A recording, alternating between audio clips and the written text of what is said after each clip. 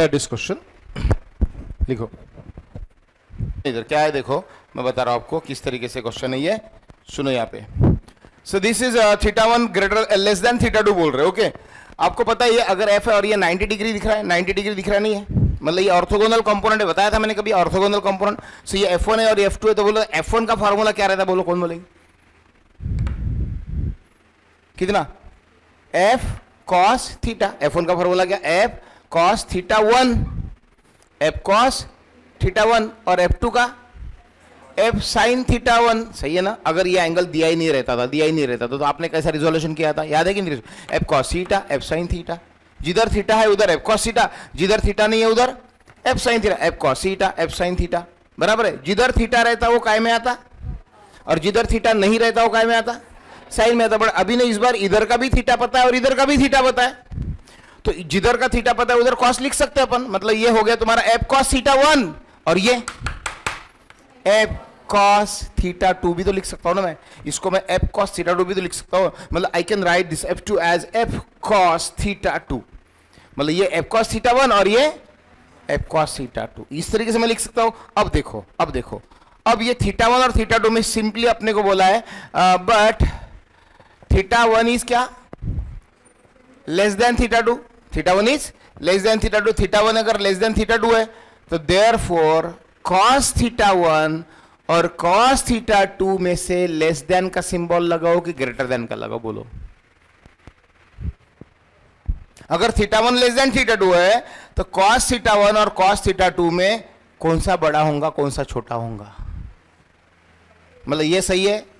θ1 less than θ2 है तो cos θ1 less than cos θ2 रहेगा, cos θ1 लेस देन cos θ2 रहेगा कि cos θ1 ग्रेटर देन cos θ2 रहेगा, क्या बोलते हो। छोटी छोटी चीजें मालूम नहीं होगी टेंशन मत लो, हो सकता है कुछ लोगों को मालूम होगा ये क्या सही है, तो दोनों में से हो सकता है कुछ लोगों को बिल्कुल आइडिया नहीं आ रही होगी, नहीं मालूम होगा, या कभी पढ़े आप लोगों लेकिन कभी रियलाइज नहीं किया होगा। 10th में पढ़ा आपने sine theta, cos theta, tan theta, थोड़ा सा याद करो ना।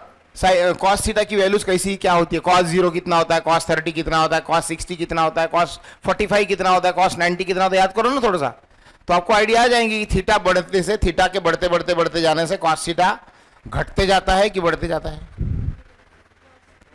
बोलो बोलो बोलो। cos 0 1, cos 30 √3/2 यानी 1.732 बराबर है ना √3 की वैल्यू। cos 30 √3/2 सबको याद है, cos 30 √3/2 सबको याद है, √3 की वैल्यू सबको याद है क्या, मुझे मालूम नहीं तुम्हारा 10th में कितना हुआ क्या हुआ है, बस मैं अपने मन से वो √3 की वैल्यू सबको मालूम है तो फटाक से हो बोलो, सब जोर से हो बोलना, चांद मत बैठो, अभी बहुत हो गया तुम्हारा, शांत शांत रहना, नाटक बहुत हो गया, ठीक है। सो लोग अच्छे से आंसर करो, जोर से आंसर करो, तो क्लास में मजा आएगी मेरे को पढ़ाने को। अभी तक मेरा नेचुरल टीचिंग आया ही नहीं सामने तुम्हारे वजह से, तुम जो ऐसे बैठे हो साला बात ही नहीं कर रहा कोई। बोलो cos 30 √3 की वैल्यू सबको याद है, कभी यूज की नहीं की, नहीं किया, फिर किया ना। √2 की वैल्यू बता, भूल गए, √2 1.4142 है, कोई आवाज नहीं, लॉकडाउन का बहुत ही भयंकर परिणाम हुआ है तुम्हारे मन पे। √2 की वैल्यू 1.4142 याद है कि नहीं, याद है, अरे अच्छा याद मालूम है क्या नहीं, ये तो भी बता दो, कभी पढ़ने में नहीं गया 10th में यार, नहीं वैसे मत बोलो। मेरी लड़कियां भी 10th में पढ़ी है, उनको तो मैंने देखा उनके मैथ्स में पढ़ते हुए, √2 की वैल्यू, √3 की वैल्यू, रैशनलाइजेशन वगैरह वाला कोई चैप्टर होगा आपको, ठीक है भैया, आपका तो मुझे दिख नहीं रहा कुछ। ओके मैं बताता हूँ, याद रखो, हाँ काम है आगे, बहुत भयंकर काम है सारे वैल्यूज का। ओके √3 की वैल्यू 1.732 याद रहेंगी, और 2 2 0 0 2 8 16 1 3 2 6 12 2 6 12। अब ये वैल्यू आज के बाद याद रखना, ये छोटे बच्चों के छोड़ो, अभी √3/2 वगैरह छोड़ो, वो 10th में काम में था। अब डायरेक्टली cos 30 की वैल्यू याद रखने का आज के बाद, कितनी 0.8666 चलता रहेगा, और वो रिकरिंग चलता रहेगा, तो 0.87 भी लिख सकते हो आप, 6666 को निकाल के एक नंबर इधर का बढ़ा सकते हो। ओके सो ये हो गया cos 30। उसके बाद cos 45, cos 45 मालूम है कि नहीं, 1/√2 √2 की वैल्यू 1.4142, अभी बताया था √2 की वैल्यू 1.4142। तो इसको अगर मैं सॉल्व करूंगा ना, ये 100 करूंगा ना, 14 7 98, 14 7 98, 100 में डिवीजन जाएगा ना 0.777, मतलब यहाँ पे 0.7071 आता है, याद रखना। मतलब मुझे थोड़ी सी लर्न में डायरेक्ट लिख रहा हूँ, लेकिन आपको भी बार बार काम पढ़ने वाला है, अभी थोड़ा सा याद करो। 0.866 याद रहेगा √3 की cos 30 की value.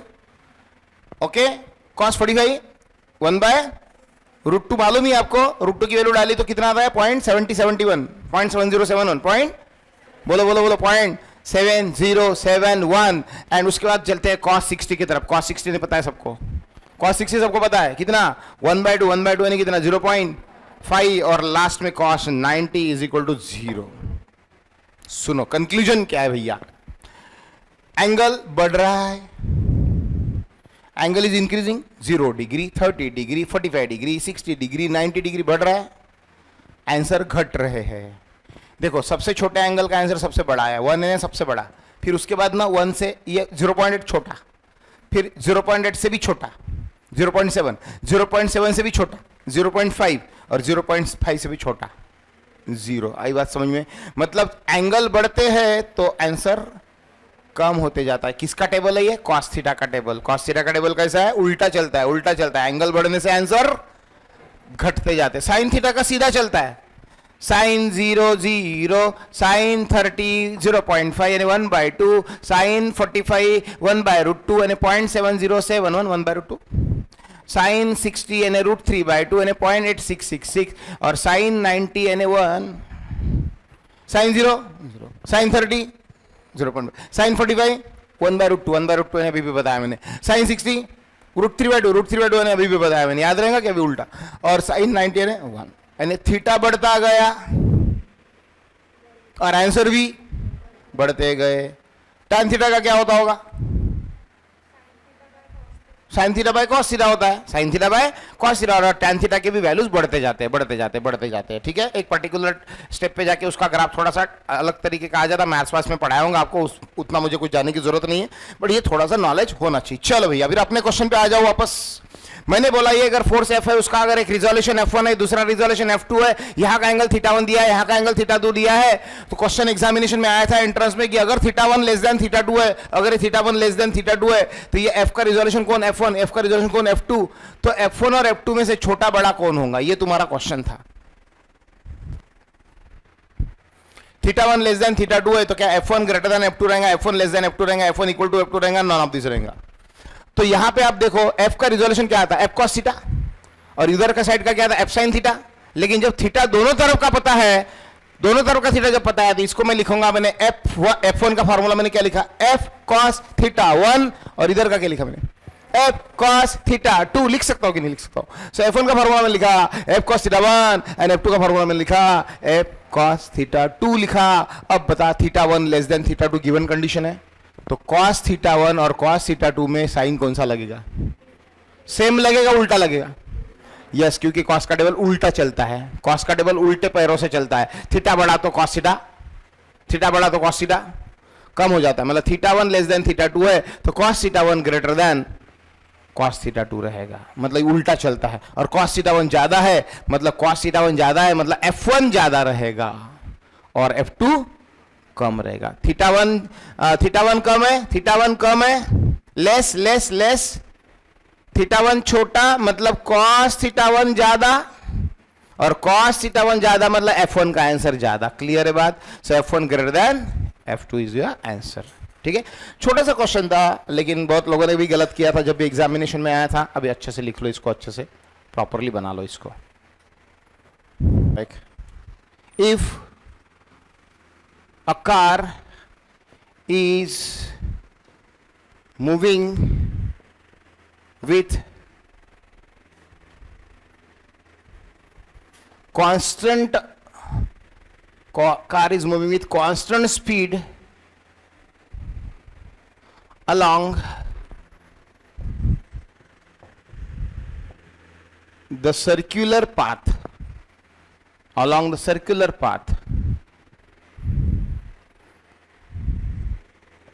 then find the change, find the magnitude of change in its velocity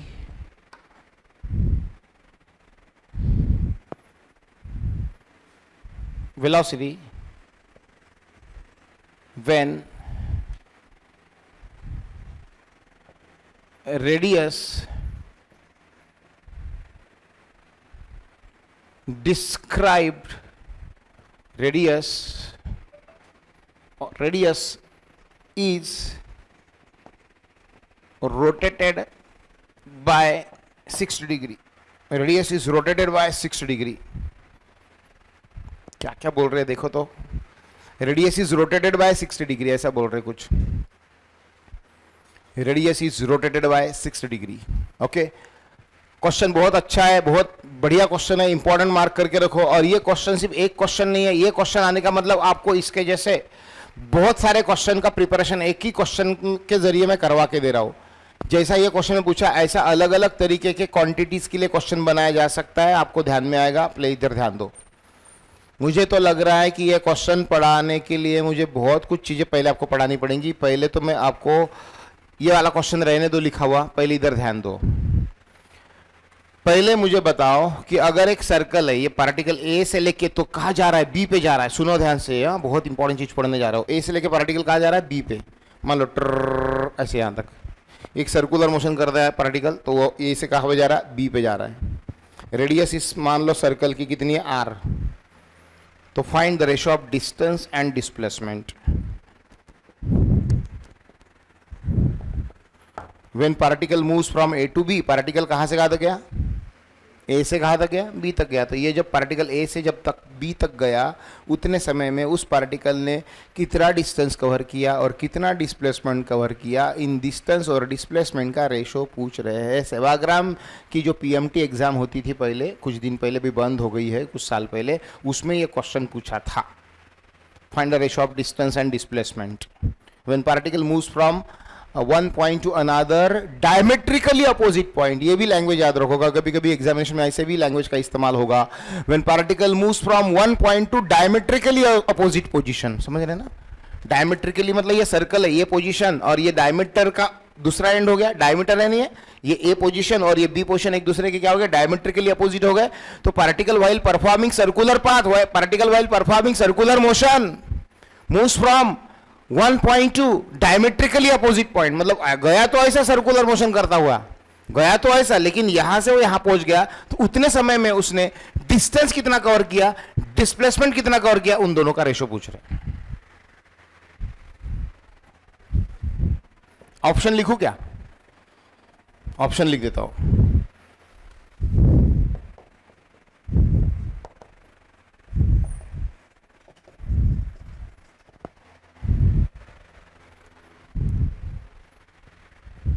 radius कितनी है बेटा, आर. तो ये कुछ लोगों को सुनो पहले ना मैं तो ये डिस्टेंस डिस्प्लेसमेंट क्लियर कर देता यार. डिस्टेंस डिस्प्लेसमेंट क्लियर कर देता क्या है. तो कुछ थोड़ी थोड़ी अगर शायद आपको किसी को कंफ्यूजन होगा डिस्टेंस और डिस्प्लेसमेंट और होता क्या है, फटाक से बता. मान लीजिए देखिए क्या है ये, वर्धा नागपुर बस, और अपने बाजू बाजू में गावी कौन सा है, वर्धा है. वर्धा के बाद डायरेक्ट नागपुर है. ठीक है, सो ये वर्धा है, ये नागपुर है. आपको वर्धा से नागपुर जाना है, गाड़ी निकाली, टू व्हीलर गाड़ी निकाली, और मुझे मालूम है कि नागपुर इधर कहीं तो भी है. तो गाड़ी को सीधा मैं ऐसा हैंडल टाइटली तार वार से बांध दूंगा क्योंकि इधर है नागपुर, और सीधा जाऊंगा, है ना. यानी किसी का घर रास्ते में आए, कोई पेड़ आए, किसी के ड्राइंग रूम में से घुस के किचन में से निकलेंगे, ऐसा तो नहीं जाओगे कि सीधा सीधा सीधा जाओगे.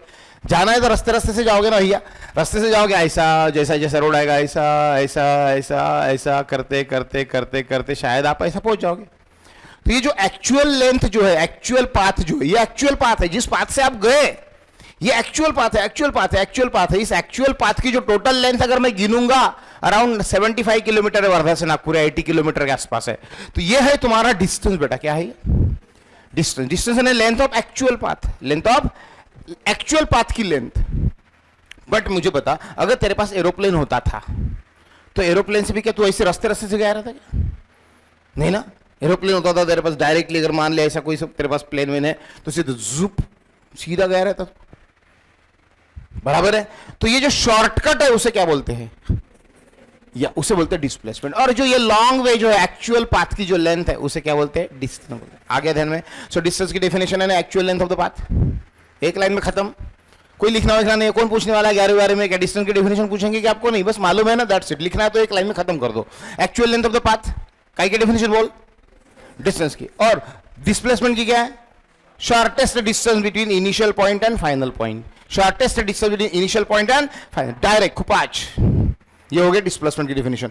अब यहां पे कोई पार्टिकल अगर ऐसे जा रहा है, इधर जा रहा है, तो बोला ये एक्चुअल पाथ हो गया, यानी ये क्या हो गया, ये हो गया एक्चुअल पाथ, यानी क्या हो गया डिस्टेंस। और अगर मेरे पास डायरेक्ट एरोप्लेन रहता तो मैंने शॉर्टकट मारा रहता खुपाच, ये क्या हो गया डिस्प्लेसमेंट हो गया। मतलब ये डिस्टेंस है और ये डिस्प्लेसमेंट है, और मुझे इनका दोनों का रेशो पूछ रहे हैं, तो मुझे मालूम है कि डिस्टेंस यानी ये एक्चुअल पाथ यानी सरकमफरेंस का आधा, ये पूरा सरकमफरेंस है 2πr, और ये आधा सरकमफरेंस है πr, और डिस्प्लेसमेंट है r plus R, direct shortcut है 2r, 2r r plus r 2r, यानी ये हो गया 2r, r cancel, pi by 2 आया, पाई की वैल्यू 3.14 बाय 2 आया, मतलब 1.57 आया। समझ में आ रही बात? किसी को कोई डाउट या सर रिपीट करना है, नहीं समझा, ऐसा कुछ हो रहा है तो बोल दो एक बार अभी। डिस्टेंस अपॉन डिस्प्लेसमेंट, ठीक है। डिस्टेंस पाई आर सरकमफरेंस का आधा पार्ट है ये, और डिस्प्लेसमेंट है आर प्लस आर 2r। सो ये 2 पाई आर अपॉन 2r किया, आर कैंसिल किया, पाई बाय 2 आया, पाई बाय 2 यानी कितना 3.14 बाय 2, 3.14 बाय 2 यानी कितना, समझ में आया? ये है तुम्हारा डिस्टेंस। इतनी बात अगर समझ में आ चुकी है, अब सुनो इधर, अब सुनो। अगर मान लो ये सर्कल है और ये सर्कल में ए बी सी और डी ऐसे पॉइंट्स है, रेडियस आर है। अगर कोई पार्टिकल ए से लेके बी तक जा रहा है, यहां से ए से लेके बी तक जा रहा, कौन बताएगा डिस्टेंस का आंसर क्या होगा और डिस्प्लेसमेंट का आंसर क्या होगा? जल्दी जल्दी बोलो, फटाफट बोलो, फटाफट बोलो। डिस्टेंस की ए से बी तक जाने में डिस्टेंस कितना कवर होगा, डिस्प्लेसमेंट कितना कवर होगा? अब ये वाला डिस्टेंस है ना, सरकमफरेंस पूरा होता है, पूरा नहीं है, 1/4 है, 1/4, 1 2 3 4 टुकड़े हैं ना, तो उसमें का 1/4 पोर्शन है, मतलब डिस्टेंस कितना 1/4 ऑफ सरकमफरेंस। पूरे सरकमफरेंस का कितना पार्ट 1/4 पार्ट, यानी 1/4 ऑफ 2πr।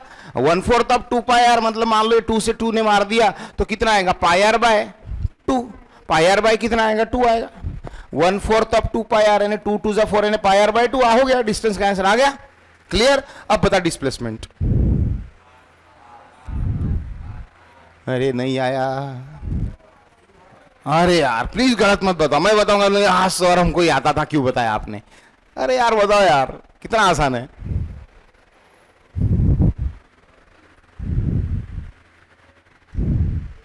सही है, सही है, सही। इधर से कुछ तो भी सुनने दिया,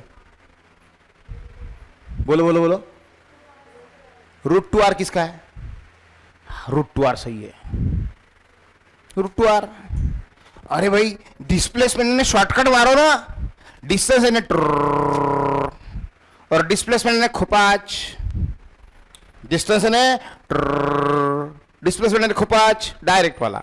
सो डिस्प्लेसमेंट नहीं है, डायरेक्ट वाला, डायरेक्ट डायरेक्ट शॉर्टकट, इधर से इधर ऐसे घूम के क्यों जाएंगे, शॉर्टकट मारो। और भैया ये अगर आर है रेडियस, ये अगर आर है रेडियस, तो पाइथागोरस थ्योरम से ये √2r आएगा। निकालो निकालो निकालो, इसकी वैल्यू पाइथागोरस थ्योरम से कैसे करते? D square plus D square का under root, R square plus R square का अंडर रूट, यानी कितना 2r स्क्वायर यानी √2 टाइम्स r। समझ में आ रही बात? तो ये कितना हो गया √2r, यानी डिस्प्लेसमेंट हो गया बेटा तेरा √2r। एक सर्कल बना के फटाफट एक के नीचे मतलब नोट करते जाओ, नोट करते जाओ। ए बी सी डी में ए से लेके बी तक जाने में डिस्टेंस कितना और डिस्प्लेसमेंट कितना। डिस्टेंस और डिस्प्लेसमेंट को एकदम अच्छी तरीके से समझ लेना, अलग अलग, ऐसा नहीं कि किसको भी डिस्प्लेसमेंट। ये वाला भी नोट कर लिया होगा तो बहुत अच्छा, ये वाला भी क्वेश्चन, ठीक है। अपना मेन क्वेश्चन तो अलग ही रह गया, भलता ही कुछ पढ़ रहे पर, तो बाद में देखते हैं क्वेश्चन मैंने जो पूछा उसका मतलब। अभी पहले छोटी मोटी चीजें पहले कवर कर लो। अब मुझे बताओ क्वेश्चन का आंसर। ये पार्टिकल है, यहां पे रेडियस आ रहा है, ओके। अगर मैं पूछता हूं find the distance when particle completes 7 revolution, सही बात है 14 πr। When particle complete 7 revolution, 7 revolution पूरा करेगा पार्टिकल, 7 यानी 1 2 3 4 5 6 7। और क्या पूछ रहा हूं मैं, एक रिवॉल्यूशन में कितना 2 पाई आर, तो 7 में कितना 7 इंटू, मतलब 2 पाई आर में कितना 7 into 2 pi R, 2 pi R 2 pi R 2 pi R कितना टाइम्स 7 टाइम्स, यानी कितना हो गया भैया 14 पाई आर हो गया।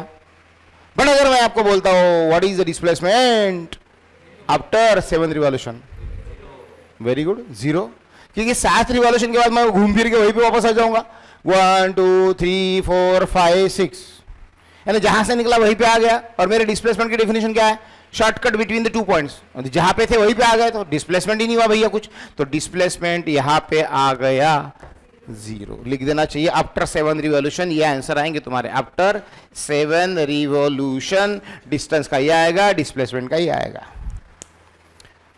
ओके भैया, अब बताओ एक और क्वेश्चन, पूरा डिस्प्लेसमेंट कितना का और हो जाएगा 3.5 रिवॉल्यूशन के बाद, डिस्टेंस कितना का और होगा, डिस्टेंस कितना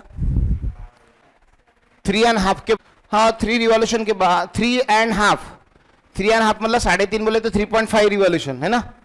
3.5 रिवॉल्यूशन के बाद क्या होगा, डिस्टेंस कितना होगा, डिस्टेंस यानी क्या होता है एक रिवॉल्यूशन में 2 पाई आर, तो 3.5 रिवॉल्यूशन में कितना, तो 3.5 इंटू 2 7 पाई आर आएगा ना भैया। अरे नहीं समझे क्या, एक रिवॉल्यूशन में 2 पाई आर, तो 3.5 रिवॉल्यूशन में 3.5 में कितना होगा, एक में 2 पाई आर, तो 3.5 में कितना 3.5 इंटू 2, सही है। डिस्प्लेसमेंट बता,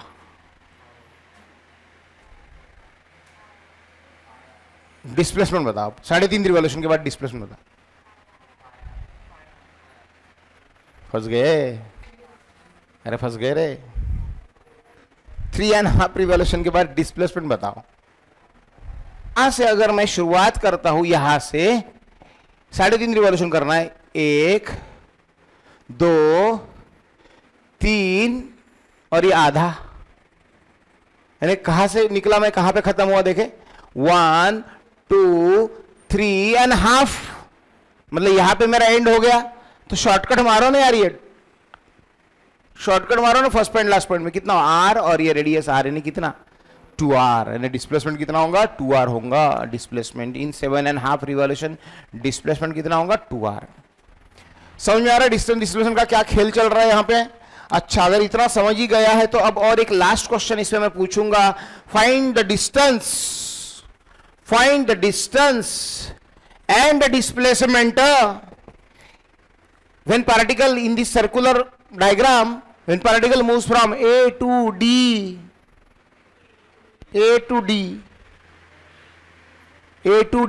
पार्टिकल ए से निकला और डी पे पहुंचा, तो डिस्टेंस बता, डिस्प्लेसमेंट बता।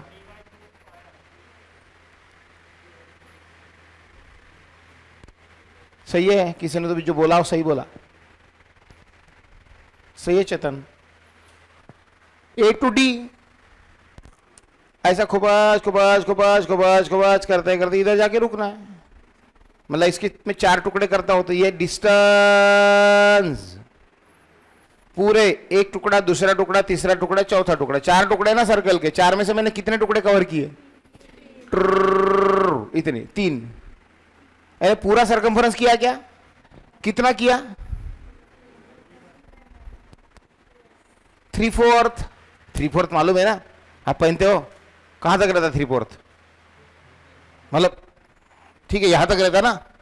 4 में से 3 टुकड़े, ये 4 में से सिर्फ 3 कवर करना है, कितने 3/4, 3 आउट ऑफ 4 किसका, पूरे सरकमफ्रेंस का कितना 3/4, पूरे सरकमफ्रेंस का कितना 3/4 ऑफ 2 पाई आर। तो ये काट पिट के क्या हो जाएगा 2 to the 4 and 3/2 pi R आएगा, 3/2 पाई आर आएगा। क्लियर है। अब बता डिस्प्लेसमेंट, शॉर्टकट मारे यार, बात खत्म करो, शॉर्टकट मार के बात खत्म करो। अब मैं घूमता हुआ क्यों जाऊंगा, जब मुझे क्या पूछा जा रहा है डिस्प्लेसमेंट बोले तो शॉर्टकट, और शॉर्टकट मारना है तो भैया मैं डायरेक्ट इधर से ऐसे मारूंगा ना, खपाच ए टू डी जाना है ना, शॉर्टकट मार के जाऊंगा ना मैं। शॉर्टकट मार दिया मैंने, ये आर है, ये आर है, ये आर है, ये आर है, तो ये तेरा पाइथागोरस थ्योरम वाला √2r मालूम है, इसके पहले भी सॉल्व कर चुका हूं, समझ की बात को। यस, तो भैया डिस्प्लेसमेंट आएगा √2r। डिस्प्लेसमेंट आएगा √2 r आएगा। समझ रहे बातों को धीरे धीरे? चलो भैया ओके। अब बता, अगर एक घड़ी है, घड़ी क्लॉक, उसमें उस घड़ी में उस क्लॉक में अगर मिनट हैंड जो है, कौन सा हैंड? मिनट हैंड अगर 15 मिनट मेजर कर रहा है, 15 मिनट, कितने मिनट? 15 मिनट मेजर कर रहा है, यानी 12 पे था मिनट हैंड, धीरे धीरे धीरे धीरे धीरे वो 3 पे चला गया, बराबर है ना? 15 मिनट ही हो गए ना? अरे मिनट हैंड 12 से लेके ये 3 पे चला गया, मतलब 15 मिनट हो गए, 5 मिनट 5 मिनट 5 मिनट, है ना? तो उतने समय में 15 मिनट में उस मिनट हैंड का डिस्प्लेसमेंट कितना हो जाएगा? बोलो बोलो बोलो। अभी आ गया? ऐसे क्वेश्चन आते हैं, फिर प्रैक्टिकल बेस्ड क्वेश्चन आते हैं, मतलब बोलेंगे घड़ी का एग्जांपल देंगे, बोलते कि find the displacement of a minute hand, find the displacement of a minute hand in 15 minutes if the length of the minute hand is 10 centimeter, if the length of the minute hand is, मतलब मान लो ये 12 है और ये 3 है, तो ये minute hand यहाँ से ट्रक ऐसा इधर गया 15 मिनट, तो 15 मिनट में उसने डिस्प्लेसमेंट बोला, डिस्टेंस नहीं बोला है। क्या बोला है? डिस्प्लेसमेंट बोले, तो ये वाला बराबर है? अरे यार बोलो यार, रॉन्ग है राइट है? ये वाला डिस्प्लेसमेंट है क्या? नहीं, ये तो डिस्टेंस है, ये डिस्प्लेसमेंट है शॉर्टकट ये, और इसकी वाली ये आर, ये आर, तो ये कितनी होती है?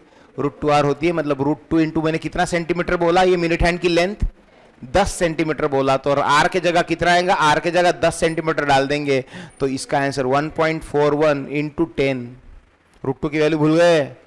1.4142 रहती है, पर आप 1.4142 इतनी लंबी नहीं लिया तो भी चलेगा, ओनली 1.41 लिया तो भी चलेगा, और 1.41 इंटू 10 यानी 14.1 सेंटीमीटर आएगा ये डिस्प्लेसमेंट।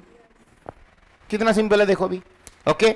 और अगर किसी ने पूछ लिया होता distance covered by the tip of the minute hand, distance covered by the tip of the minute hand, distance tip of the minute hand, तो फिर ये निकाला होता, ये कितना होता? 2πr का 1/4, बराबर है ना? ये पूरा 2πr है, उसका ये इतना सा पोर्शन है 1/4, सर्कल का 1/4 तो टुकड़ा हो गया, 1/4 अब 2πr से आ जाएगा आंसर। समझ रहे बातों को? अब बताओ, find the distance travelled by the minute hand, find the distance and displacement, दोनों पूछ रहा हूं, find the distance and displacement of the minute hand in बताता हूं इन, अच्छा 10 मिनट्स, 10 मिनट्स, हाँ 10 मिनट्स, रेडियस आर ले लो,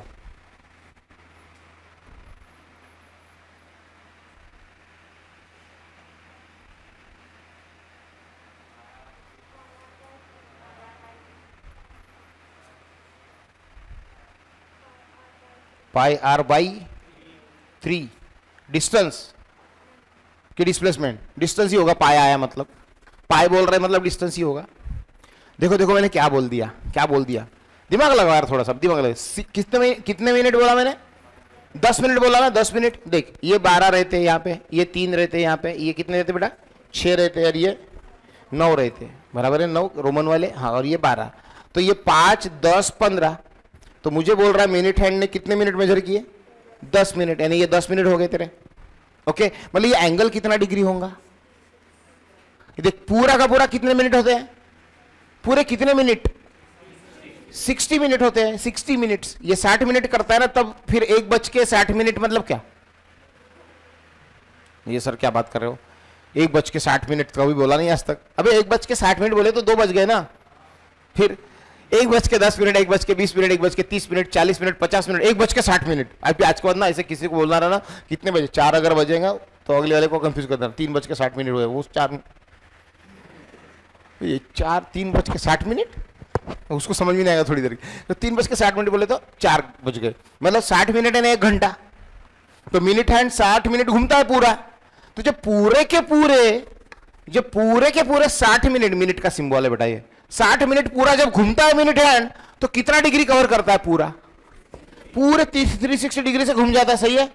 पूरे 360 डिग्री से घूम जाता है। अगर वो जब 60 मिनट घूमता है तो पूरे के पूरे 360 डिग्री से घूम जाता है, बराबर है बेटा? मंदार सही है, समझ रहा है बेटा? ओके, तो 10 मिनट में कितने डिग्री होंगे? तो 10 मिनट में कितने डिग्री होंगे? तो कोई भी बच्चा निकाल सकता है इसको। 60 मिनट में 360 डिग्री घूम जाता है, तो 10 मिनट में भैया कितना होगा? तो ये 360 इंटू 10 क्रॉस मल्टीप्लीकेशन अपॉन ये 60, मतलब काट दिया, और कितना degree? This into this upon this, सही है ना? इसके लिए इतना, तो इसके लिए कितना? आपकी यूनिटरी मेथड 60 डिग्री, मतलब ये तुम्हारा कितना डिग्री है? 60 डिग्री है। अब 60 डिग्री के लिए डिस्टेंस पूछा है, ये डिस्टेंस है ये वाला। अब आप कर सकते हो यार फिर से। अब देखो, मैं अलग अलग मेथड से कर सकती, जिसको जो पसंद है उस मेथड से वो कर सकता है। मैं अलग अलग सारे तरीके से आपके साथ डिस्कशन करता हूं, आपको जो इजी लगे एग्जाम में करना। अब मुझे ये डिस्टेंस निकालना है। अब मुझे मालूम है कि पूरा जब 360 डिग्री घूम जाता है पूरा, तो उसको हम क्या बोलते हैं? सरकमफरेंस बोलते हैं। तो फिर ओनली 60 डिग्री घूमेगा तो कितना है ना? पूरा 360 डिग्री घूमेगा तो 2 पाई आर, तो ओनली 60 डिग्री घूमेगा तो कितना? तो आप इसको 2 पाई आर इंटू 60 अपॉन 360 ऐसा कर सकते हो। This into this upon 360 degree के लिए 2 पाई आर, तो 60 डिग्री के लिए कितना? 66 जा 360, 2 ये पाई 3 हो गया, और पाई आर बाई 3 आ गया। 2 3 जा 6 यानी पाई आर बाई 3। ऐसा भी तो कर सकता था यार मैं। पूरा 60 मिनट घूमने पर डिस्टेंस होता है 2 पाई आर, तो 10 मिनट घूमने पर कितना? ऐसा भी कर सकता था शॉर्टकट में। This into this upon this, 10 into 2 pi R upon 60, this into this upon this 60, so 10 6 जा और 2 3 जा, यानी कितना आया? पाई आर बाय 3 आया। या फिर आपने 10वीं में ये पढ़ा है, theta is equal to arc length upon radius. अरे पढ़ा है ना? हो बोलो। अरे theta is equal to arc length of arc upon radius, ऐसा कभी पढ़ने में नहीं गया ज्योमेट्री में? पहली बैच है मेरे लाइफ की जो theta is equal to arc length upon radius को सोच में पड़ गई कि हाँ पढ़ा क्या यार अपने। नहीं, सच में फर्क पड़ा है ये लॉकडाउन का। मतलब हो सकता है वो सिलेबस वगैरह रिलेट हुआ ये, तो ठीक है। अभी याद रखो please, theta is equal to क्या फार्मूला बेटा? आर्क लेंथ, या आर्क लेंथ बोलते इसको, एस, आर्क लेंथ अपॉन, करोगे याद रखोगे, theta is equal to arc length upon radius, arc length upon radius. तो मुझे तो ये डिस्टेंस निकालना है ना, ये डिस्टेंस निकालना है ना मुझे, यानी एस निकालना है ना मुझे। एस का फॉर्मूला याद रखोगे r into theta, r into theta, s का formula r into theta. Okay, please ध्यान देना, बहुत सारा बेसिक पढ़ा रहा हूं। ये पढ़ाने के लिए आपने क्लास नहीं लगाई एक्चुअली मेरे पास आप जेडबल नीट पढ़ने के लिए आए हो, जेडबल नीट। लेकिन मैं कोई और नहीं सोचता हूँ, मैं जो भी बेसिक पढ़ाने का मौका मिले मैं पढ़ाते जाता हूँ बेसिक, फिर वो 9वीं की 7वीं का हूँ, ठीक है। So s is equal to r theta सही है, s is equal to r theta सही है। तो याद रखना आज का दिया, ऐसे नहीं, distance distance distance distance, R R R, और थीटा थीटा है नहीं ये वाला थीटा। तो 10 मिनट में कितना थीटा आया था? 60 डिग्री आया था थीटा। 60 डिग्री नहीं लिखना बेटा कभी आप, जब डिस्टेंस निकालते हो ना, इसको 60 को डिग्री में नहीं लिखना, इसमें इसको रेडियन में लिखना। यार डिग्री 60 डिग्री ने पाई बाय 3 तो सही है ना, 180/3, पाई बाय 3 ने 180/3 यानी 60 आ गया ना तेरा, वही तो आ गया, पाई आर बाय 3 वही तो आया। अरे अलग अलग मेथड बता दी मैंने तुमको जो इजी लगे वो करो। 60 मिनट में 2 पाई, सॉरी 360 मिनट में 360 डिग्री में 2 पाई आर, 360 डिग्री में 2 पाई आर, है ना। ऐसे ही सबसे पहले कौन सा मेथड है? 360 डिग्री में 2 पाई आर, तो 60 डिग्री में कितना, या फिर 60 मिनट में 2 पाई आर, तो 10 मिनट में कितना। ऐसे मेथड से भी कर सकते हो, जैसे आपको मर्जी करे उस मेथड से कर सकते। डिस्टेंस समझ में आ गया। अब मुझे बता, ये तेरा डिस्टेंस है, and which is your displacement? ये तेरा डिस्प्लेसमेंट। शॉर्टकट, हल्का सा फर्क है डिस्टेंस एंड डिस्प्लेसमेंट में, और ये चीजें आपको समझनी है बेटा, इतना बारीक चीजों को समझना। ये है तुम्हारा डिस्टेंस, है ना, एक्चुअल पाथ, सर्कल के ऊपर पार्टिकल घूम रहा है, और शॉर्टकट मारता हूं अगर मैं ऐसा खबाच, ये तेरा कौन है? शॉर्टकट है ना, डिस्प्लेसमेंट। अगर तुझे डिस्प्लेसमेंट पूछा तो फिर क्या करेंगे? क्या आंसर आएगा बोल? यस, करेक्ट आंसर, बहुत जल्दी दिख गया तुमको, वेरी गुड। इसका आंसर आएगा तुम्हारा आर। अरे भाई, क्योंकि ये इक्विलैटरल ट्रायंगल बन रहा है ना। अरे नहीं समझा क्या?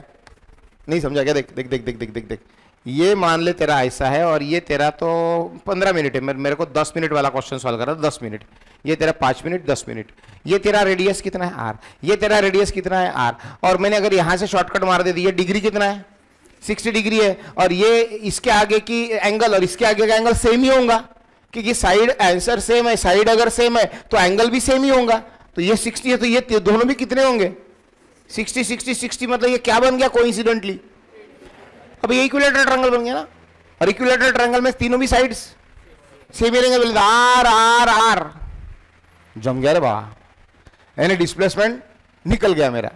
लेकिन ये मेथड हमेशा साथ नहीं देंगी, ये जम गया करके जम गया, इक्विलेटरल ट्रायंगल आ गया फॉर्चुनेटली करके तुमने आर आर आर दिमाग लगा के बोल दिया आर, और अगर मैंने 30 डिग्री बोला होता तो, अगर मैं बोलता था तुम्हें कि 5 मिनट में कितना डिस्प्लेसमेंट होगा 5 मिनट, अब ये 5 मिनट क्या है देख, मान लीजिए 4 टुकड़े करता हूं, ये कितने मिनट है यहां से यहां तक 15 मिनट, 15 मिनट के 3 टुकड़े,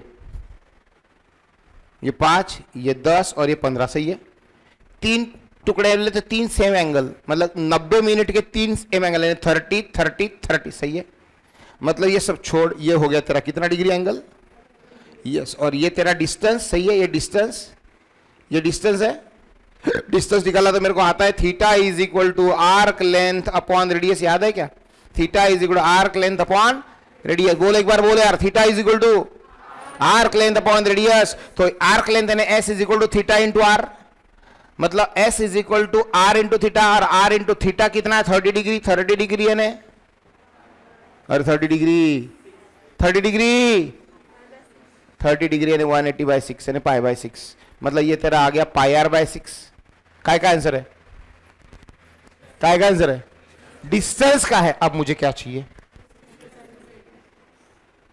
ये कौन है डिस्प्लेसमेंट, अब इसका आंसर कैसे निकालूं, ये तेरा आर है, ये भी तेरा आर है, बट ये तो शॉर्टकट कैसे निकालेंगा, समझ में आ रहा है, तो अब आएगा मजा, अब तुम डिस्प्लेसमेंट कैसे निकालो, एक बार तो सुनो, अभी तक ना मस्त कोइंसिडेंटली फॉर्चुनेटली कुछ ना कुछ हेल्प मिलती गई ज्योमेट्री की, अगर मैं पार्टिकल यहां से यहां पे चला गया तो ये डिस्प्लेसमेंट आपने निकाल दिया, पाइथागोरस थ्योरम लग गया उधर, 90 डिग्री मिल गया तुमको सारा फॉर्चुनेटली, तो ये आर आर, तो ये क्या लग गया √2r, याद है, एक बार ना तुम्हारा 60 डिग्री वाला काम जम गया तो तुमने R R R equilateral triangle का 60 डिग्री वाला क्वेश्चन आ गया तुम्हारा, एक बार 60 डिग्री वाला क्वेश्चन आ गया तो ये भी आर तुम्हारा हो गया, ये आर आर आर, लेकिन अब कैसा करोगे, ये आर है ये आर है, तो ये कितना, या हो सकता है यार 30 डिग्री के बदले कभी 20 डिग्री वाला क्वेश्चन आ जाए, कभी हो सकता है 70 डिग्री वाला आ जाए, कभी हो सकता है 40 डिग्री वाला आ जाए, 50 डिग्री वाला आ जाए, फिर वो कैसा ढूंढोगे डिस्प्लेसमेंट, आ गई ना प्रॉब्लम। इसको ढूंढने के लिए हम स्केलर वेक्टर चैप्टर की मदद लेंगे, तो एक मास्टर फार्मूला बना के दे रहा हूं जो शायद कम से कम 15 से 20 अलग अलग फिजिक्स के अंदर के चैप्टर के क्वांटिटीज के सॉल्यूशन के काम में आएगा, एक एक्सट्रीमली इंपॉर्टेंट फार्मूला बना के दे रहा हूं, डिराइव करके दे रहा हूं, ध्यान देना, जो हमारे इस क्वेश्चन को सॉल्व करेगा। यानी ये क्वेश्चन पे जाने के लिए मुझे पहले इतना तुम्हें कुछ पढ़ाना पड़ा, ऐसा नहीं कि इसका सॉल्यूशन लिख दिया खत्म कर दिया रे बच्चों, ठीक है ना, तो आपको इतना सारा अभी नॉलेज के बाद अभी अपन इस क्वेश्चन के बारे में सोचते हैं कि इसमें जो पूछा है उसका मीनिंग मैं और एक बार आपको बताऊंगा, पहले वो कौन से डेरिवेशन की मैं बात कर रहा हूं, ये डिस्प्लेसमेंट कैसा निकाला जाएगा उसके बारे में चर्चा करते हैं अभी अपने पहले, ठीक है। कितना टाइम है अपने पास, है टाइम है,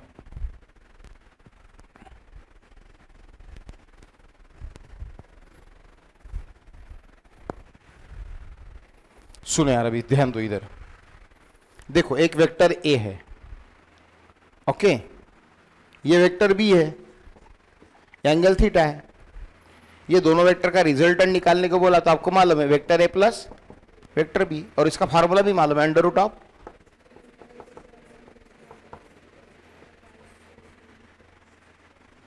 सही है, a² + b² + 2ab, ये भी मालूम है। लेकिन अगर मैंने बोला vector a minus vector b का मैग्नीट्यूड निकालो, a प्लस बी नहीं, a प्लस बी का मैग्नीट्यूड तो मालूम है आपको, √a² + b² + 2pq cos θ बराबर है ना, बट मैंने क्या बोला a माइनस बी बोला, तो a माइनस बी बोले तो ये a और b का रिजल्टेंट नहीं, a प्लस बी नहीं, ये वाला आंसर नहीं पूछ रहा हूं, a माइनस बी पूछ रहा हूं, क्या पूछ रहा हूं, a माइनस बी, तो आपको मालूम है a माइनस बी करना तो b को उल्टी मारना पड़ता, क्या करना पड़ता, उल्टी करना पड़ता, अपने को नहीं, हाँ बी को उल्टा करना पड़ता, ये बी को उल्टा करना पड़ता, तब जाके ए माइनस बी हो जाता और इनका दोनों का पैरेललोग्राम इधर आके फिर कुछ ऐसा वाला लाइन बनता। देखो ऐसी लाइन, सही है।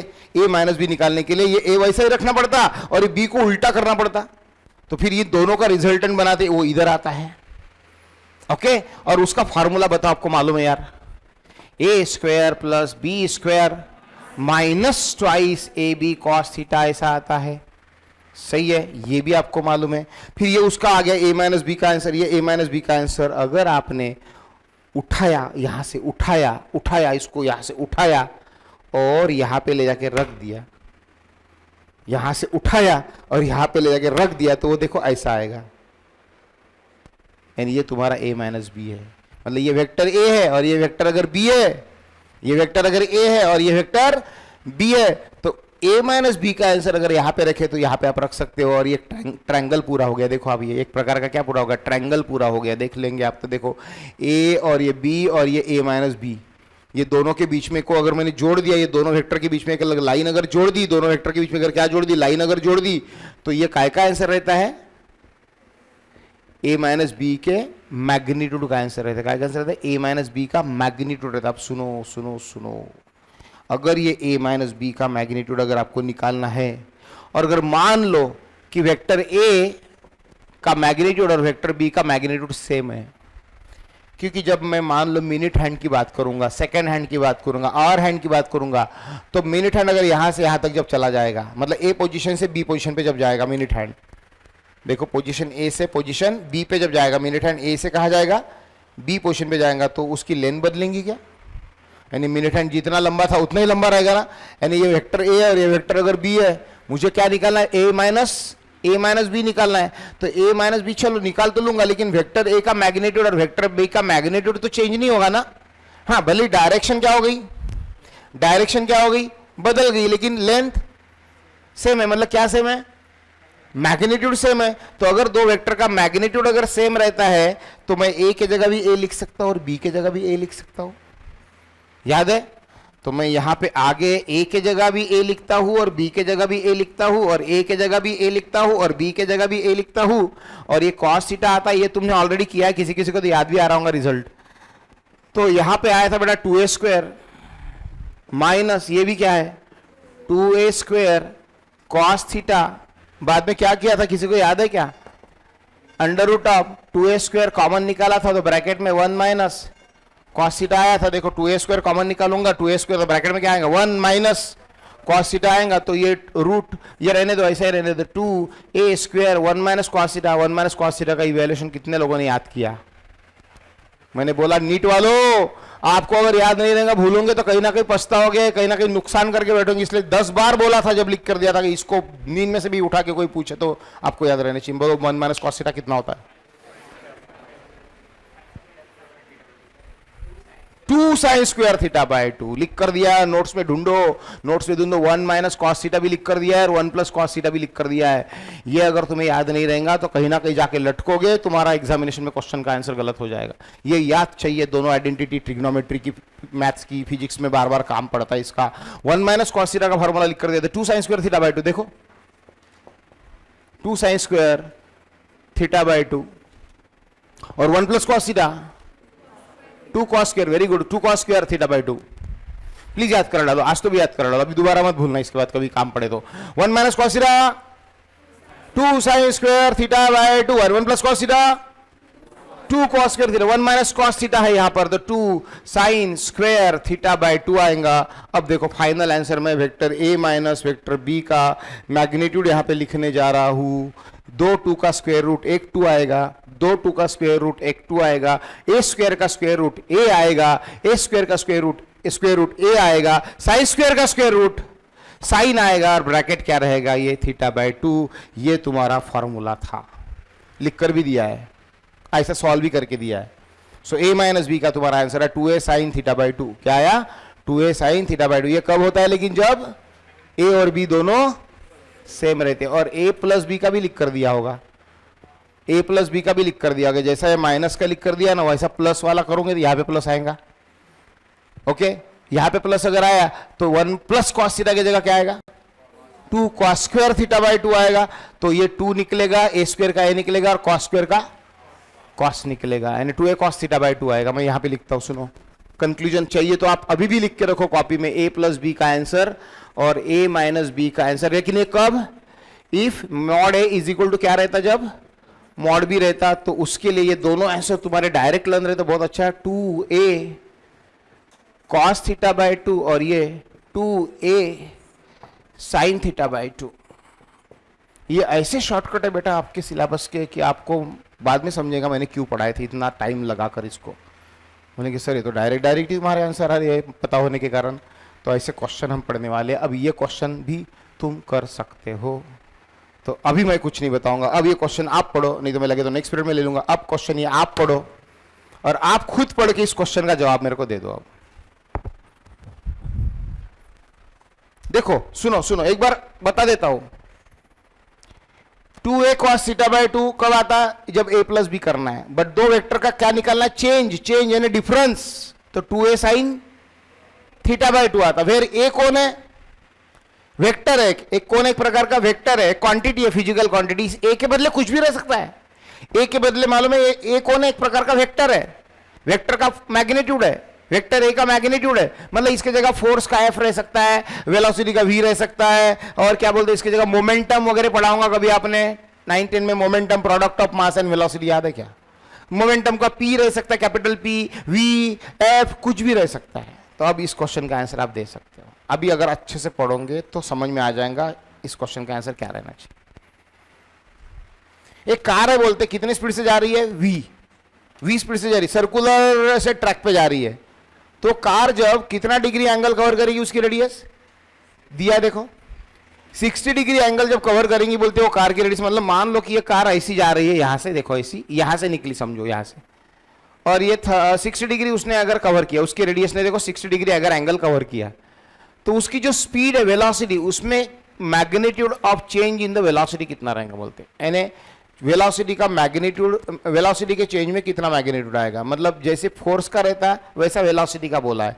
जैसा ए दोनों का डिफरेंस अपने लिखा, वैसा वेलोसिटी का डिफरेंस पूछ रहे। ये ए भी कितना है, वी है, और बी भी कितना है, वी है। कार की स्पीड कांस्टेंट बोलिए क्या, देखो कार की स्पीड कांस्टेंट बोलिए क्या, अगर कार की स्पीड कांस्टेंट है तो 60 डिग्री उसने कवर करने के बाद उसके स्पीड में कितना चेंज आएगा, वेलोसिटी में कितना चेंज आएगा। तो अलग अलग आंसर दिए हैं, अलग अलग आंसर उसमें दिए, एक जीरो भी दिया है, एक आंसर उसमें जीरो एग्जाम में। तो बोलो कार की स्पीड यहां से यहां तक जब कार पहुंचेगी तो उसके वेलोसिटी के चेंज में, वेलोसिटी में कितना फर्क आएगा, ऐसा बोल रहे। जब वो कार कांस्टेंट स्पीड से जा रही, कांस्टेंट स्पीड से जा रही, तो फर्क आ रहा क्या, फर्क ही नहीं आ रहा। तो बहुत से बच्चे इसका आंसर जीरो टिक करेंगे, sir there is no change, there is no difference because it is moving with constant speed. But बेटा ऐसा नहीं है, स्पीड कांस्टेंट है, वेलोसिटी कांस्टेंट नहीं है। अभी बोलेंगे सर ये क्या है, स्पीड एक स्केलर क्वांटिटी होती है और वेलोसिटी, क्योंकि स्पीड एक स्केलर क्वांटिटी होती है, क्योंकि स्पीड को कोई डायरेक्शन नहीं रहती, बट वेलोसिटी को, मतलब जब कार यहां पे रहती है तो उसकी स्पीड इधर रहती है, उसकी डायरेक्शन ऑफ वेलोसिटी इधर रहती है, इधर इधर देखो कार जब ऐसी ऐसी ऐसी ऐसी जा रही, रोड से ऐसी ऐसी ऐसी ऐसी जा रही है, तो जब वो यहाँ पे होंगी तो कार का मुंह इधर होगा, जब यहाँ पे होंगी तो देखो कार का मुंह इधर होगा। ये कौन सी कार है मालूम नहीं, छोटी सी भयंकर है। हाँ, अब ये कार अगर मान लो कि अगर यहाँ पे पहुंचेंगी तो उसका मुंह इधर होगा, इसका मुंह इधर होगा, इसका मुंह इधर होगा, यानी क्या बदल रही, कार की डायरेक्शन बदल रही। मतलब कार की स्पीड सेम है लेकिन वेलोसिटी सेम है क्या, नहीं। मतलब ये एक वेलोसिटी वेक्टर इधर है, और जब ये कार यहाँ पे पहुंच जाएगी 60 डिग्री पर, तो उस कार की जो स्पीड है, कार की जो स्पीड है वो उसकी डायरेक्शन इधर हो जाएंगी, इधर। मतलब ये वेक्टर v1 है मान लो, और ये वेक्टर v2 है, ये वेक्टर v1 है, ये वेक्टर v2 है, ये इधर डायरेक्शन है, ये इधर डायरेक्शन। उनकी जो कार की वेलोसिटी है उसका जो डिफरेंस है, चेंज है, उसका मैग्नीट्यूड पूछा है। मतलब v1 माइनस v2 पूछा है, v1 और v2 का डिफरेंस पूछा है। जैसा a माइनस b निकालते हो आप, और इसका मुझे डायरेक्ट फार्मूला पता है। और ये v1 भी कितना मैग्नीट्यूड ली, कितना v1 का मैग्नीट्यूड कितना है, v2 का मैग्नीट्यूड कितना है, ये समझ रहे क्या है। v1 की डायरेक्शन अलग अलग है लेकिन स्पीड सेम ही है, कांस्टेंट स्पीड से जा रही। मतलब अगर ये 10 मीटर पर सेकंड है तो ये भी 10 मीटर पर सेकंड है, मतलब ये मैग्नीट्यूड सेम है, और मैग्नीट्यूड जब सेम रहता है तो कौन सा शॉर्टकट फार्मूला मेरे पास है डिफरेंस निकालने का? 2a साइन थीटा बाई 2, मतलब मैं यहां पे डायरेक्ट क्या लिखूंगा? 2v sine theta by 2। Theta कितना दिया है? 60, साइन 60 बाई 2 यानी 2v साइन 30, और ये कट जाएगा। साइन 30 1/2 होता है ना, साइन 30 1/2 होता है ना, 1/2 और 2, 1/2 और 2 कट जाएगा, क्या बचेगा? सही लिखा ना? 6। क्यों बेटा, मैंने कितना डिग्री एंगल दिया था? 60, तो साइन 60/2, ये साइन थीटा बाई 2 आता ना, सो 60/2 कितना आएगा? 30 डिग्री आएगा। और साइन 30 कितना आता? 2v into sine 30 1/2। Okay, sign 60 1/2 आता, याद आया क्या? साइन सॉरी कॉस 60 1/2 आता, कॉस 60 1/2 आता, याद आया? कॉस 60 1/2 आता, और कौन 1/2 आता? साइन 30 भी 1/2 आता। हाँ, वो क्रॉस में रहता है ना वो टेबल, पूरा चार्ट तुम्हारा याद किया होगा तुमने, जितनी वैल्यू साइन 30 की रहती है उतनी वैल्यू कॉस 60 की रहती है, उस तरीके का। तो ये साइन 30 1/2 कैंसिल होके v बचेगा। तो थोड़ा सा आखिरी वाला मैं थोड़ा स्लो पढ़ाना चाहता था, लेकिन टाइम हो गया इसलिए मैंने थोड़ा सा निपट दिया फास्ट में। तो हो सकता है किसी किसी को आखिरी में जो लिखा पढ़ाया वो थोड़ा सा इधर उधर से गया होगा। बिल्कुल चिंता मत करो, नेक्स्ट पीरियड में जब आऊँगा तो शुरुआत इस क्वेश्चन से फिर से दोबारा करूँगा और फिर आगे का नया पढ़ाऊँगा, डोंट वरी। ठीक है, थोड़ा सा जल्दी निपटना पड़ा मुझे, टाइम हो रहा था इसलिए। ओके, कल करेंगे बेटा अपन, ठीक है, बाकी बचा